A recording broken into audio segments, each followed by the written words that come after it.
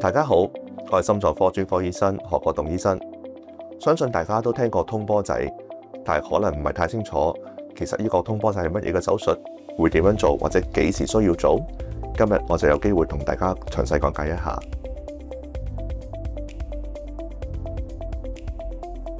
通波仔其實係一種局部麻醉經由導管進行嘅微創手術，正式嘅學名叫做冠狀動脈介入治療。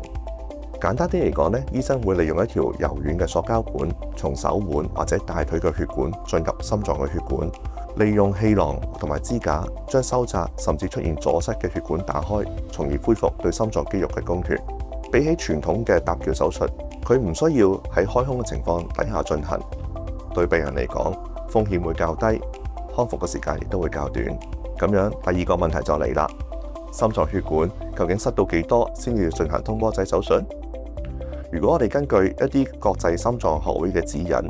如果心臟血管出現多過70%，又或者喺左主冠狀動脈，又或者喺左前鋼支近端出現多過50%嘅收窄嘅話呢，我哋就有需要為病人考慮進行通波仔嘅手術。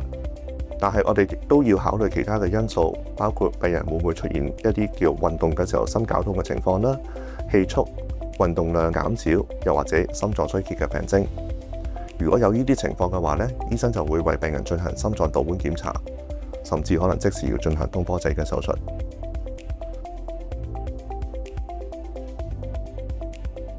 但係如果病人心臟血管收窄嘅程度唔算嚴重，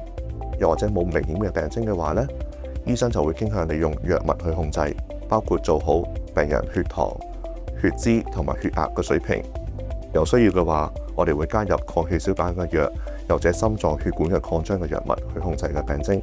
好多時候，其實藥物都可以穩定到個病情，病人未必一定需要做手術嘅。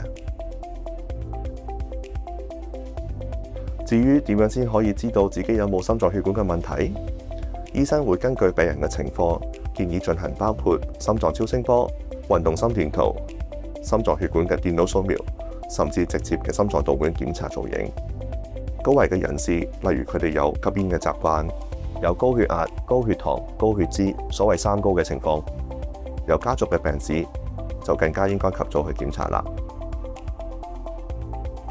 最後，預防永遠勝於治療，要保護好心臟，記住要做3樣嘢：第一，唔好食煙；第二，要控制好血脂、血糖同埋血壓嘅水平；第三，要恆常去做運動。